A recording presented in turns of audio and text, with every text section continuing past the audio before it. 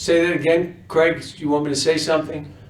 Yeah, if you could just give some general comments of entering conference play here. Well, obviously we're struggling. There are unhappy people here, including me, and there are a lot of happy people around the country. But here's what I will tell you: there's no you would think locker room issue, player issue. There are none. I mean, we had an issue with one of our players, sent him home, and he's back now. Smile on his face instead of angry, and that he's smiling on his face, happy. Told the team, "Don't do what I did. You don't want to go home. I mean, this is where you want to be." They want to be coached. They're fighting. They're defending.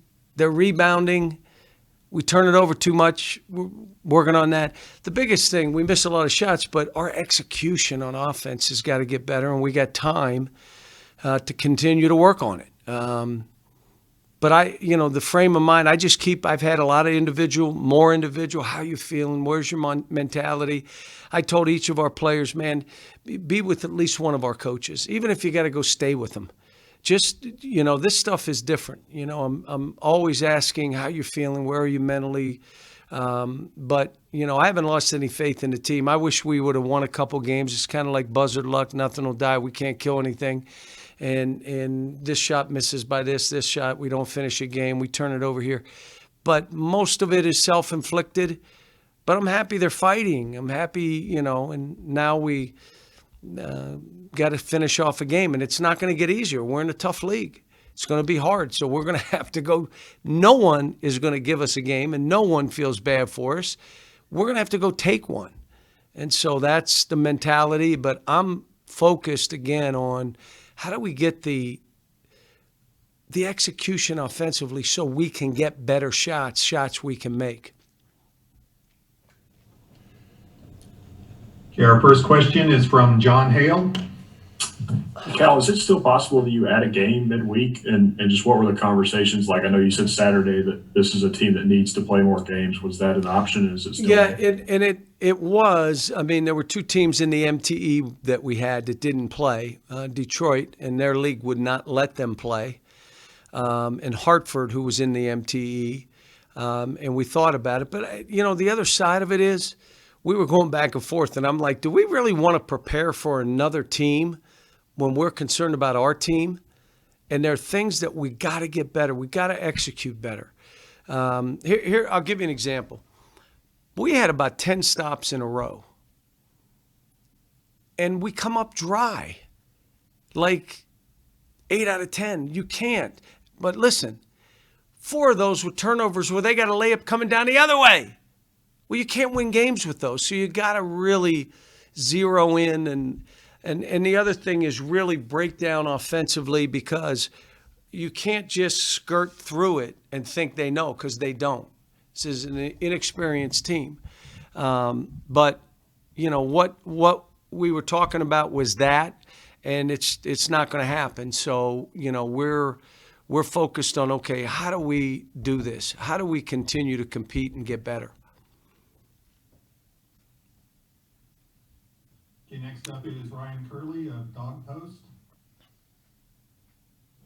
Hey, Coach, how are you today? Good. I just want to get your thoughts on Georgia's 7-0 start. They started off pretty hot. I want to know what your thoughts were on that team and what their strengths are. Well, I haven't seen him, but Tommy does a great job, and, he's got him playing. I mean, he's got them playing, and they lost some guys. Everybody thought, well, they're not going to be quite as good. Well, they're playing good. They're defending. They're doing some good stuff, so good on them. Okay, next up is Jerry Tipton. John, I wonder, with the start you guys are having, who you might consult with about how to handle it, or what past example maybe came to mind of a team in a similar situation that could benefit you guys?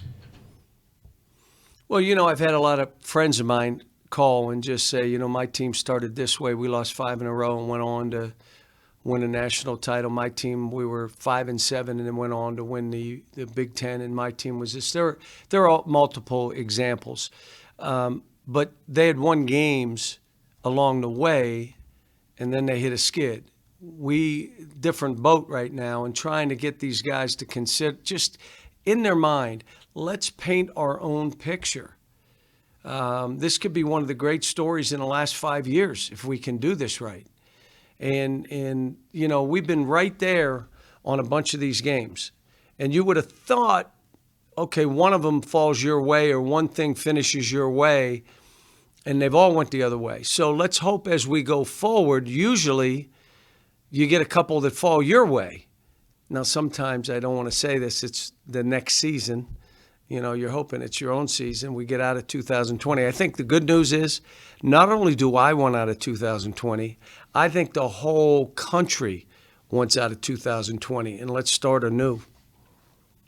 And I wondered, I've asked all the coaches about Keontae Johnson collapsing and how that impacts perspective on basketball.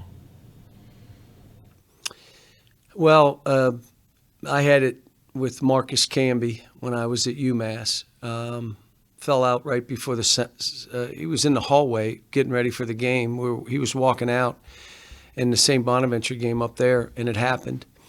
And he was in the hospital a week. It took 2 or 3 weeks before they let him, you know, come back on the court and, you know, did all the stuff. But it just, you look at everything you're doing. And in this case, anyone that's already had COVID, you know, you're like, whoa, wait a minute now.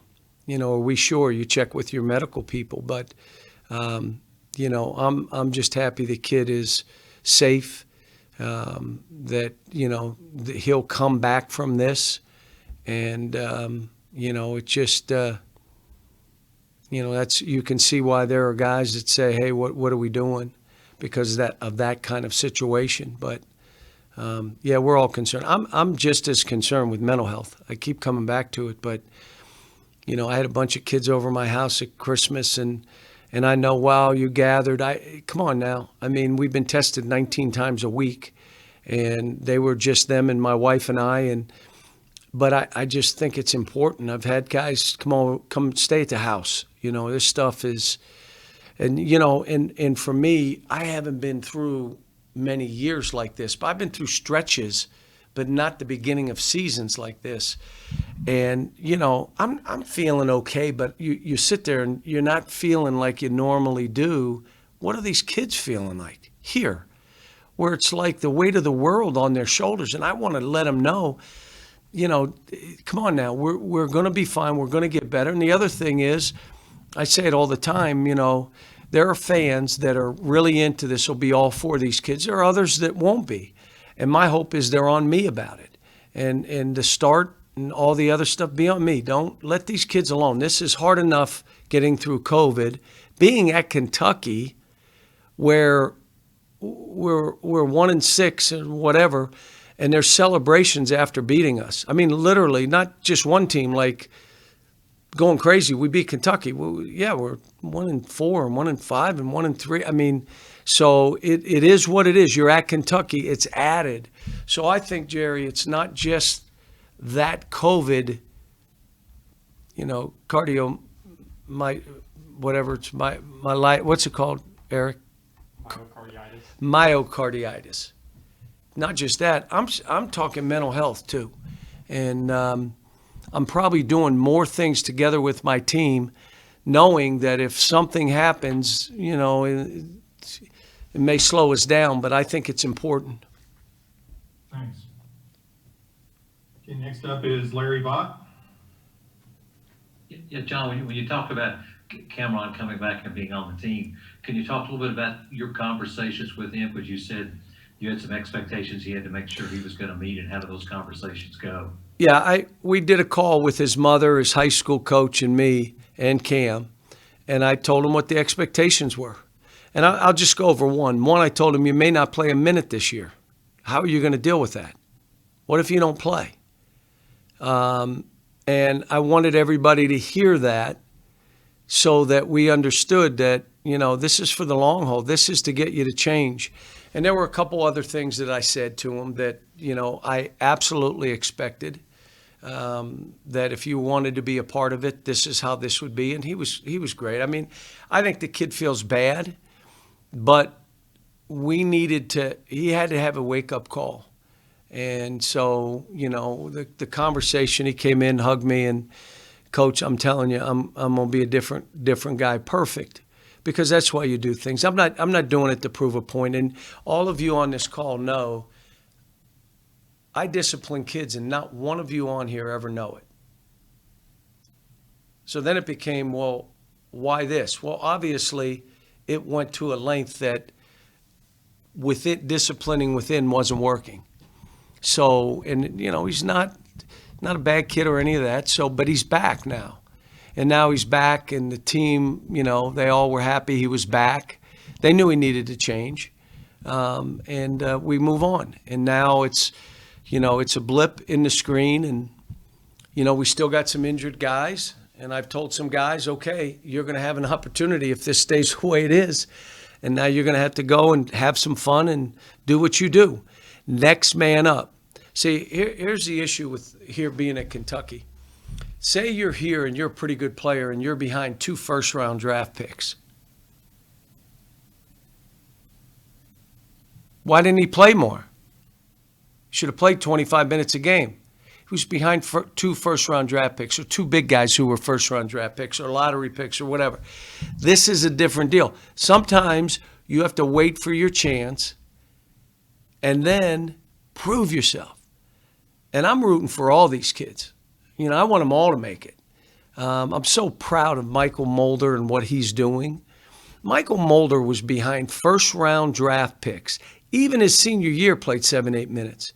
And I even tell him, look, I had nothing to do to help you. And he'll argue the point, but he did this because he learned to fight. And that dude never lost his spirit and his ability to fight. And his point was, if I can play against these guys every day in practice and hold my own, why can't I play in that league? And that's what he's doing. And so this is we got some guys now that are going to, how about Jacob got his opportunity? How did he look? Jacob was like our most aggressive offensive player. How did he look? Well, he didn't play a whole lot. You didn't play him, and he waited for his chance, and he went and did what he did. How about Davion? Davion wasn't playing much early. At the end of the day, the guys I'm in practice every day with these kids. And I know everybody thinks they know my team better than I do, and I'm fine. And let me tell you, the greatest thing about Kentucky is that you have a raging fan base. But when things are going south, you got to be able to deal with that. Or you're not going to have a raging fan base. You go like we are, and they say, next, who cares? Not here. And so having to deal with that is all part of growth. And I keep telling them this is a great thing to go through. Go through it now so you know everything's going against you and you're working. Stuff doesn't happen on your timetable. We got a tough game coming up. It may not happen on our timetable. We wanted to beat Louisville. We played that way. But you know what? The shot went boop, boop, and out. So now it's not on our timetable. Am I happy? No. I wish that shot would have went down. I wish we wouldn't have broke down. I wish he wouldn't have banked that 1-2 in. I could tell you 1,000 things, but it's not always on our timetable. I'm still focused on how do I get these guys better? How do I keep them going? How do I have fun? Listen, folks, if I don't have fun doing this, I can't help these kids. And I'm having fun. I had fun in the Louisville game until that last play that didn't go in. And then BJ got a good look at a 3, and then I was really unhappy, but not with him. And after the game, I kissed Olivier on the forehead and said, I'm going to go at you again in this situation. Called him in the office. I'd probably break into confidence. And I said, I have so much confidence in you to make that. He said, why do you have confidence in me to make it? I've missed it twice now. And I said, because I coached Brandon Knight, who missed 4 or 5 of those, and then we made shots in the NCAA tournament, one after the other, that got us to the Final Four. So I believe in you. You just keep playing. Here's the last thing I'm going to say, and hopefully, Craig, we're done. When you're playing like my team, Buzzard Luck, you're fighting, you're defending, you're rebounding, you're giving yourself a chance to win. Nothing's going your way. Offensively, you're not executing, you're not finishing, you're not making shots. You have to get away from skill and talent and worry about effort, high energy, fight. Are you ready for the last thing? Execution. Worry about those. Those don't take skill or talent. And that's what I'm trying to convince them of. What happens to us a lot of times is we're so into what I'm doing, you break down on our team stuff. But we're working on it. And like I said, this isn't where I want to be. I'm not used to being here. Am I up for this challenge? Yeah, I'm ready. Let's go. Am I mad at players? Absolutely not. I'm not mad at one player on this team. Could we have done some things there? Yeah, you go through this, do I know fans are upset? Yeah, I'm at Kentucky. They're probably losing. Now, I don't look at it, don't read it, don't look at the newspaper, don't look at the local news, so I don't know what anybody's saying. No one listens to me anyway, my wife, my dogs. I can't even get my dogs to sit with me right now, but we're going to prepare for the next one, prepare to play as well as we can play, prepare to execute better, continue to fight, defend, and rebound, and see where it goes. Hey, Coach, thank you very much for your time this morning. Happy holidays.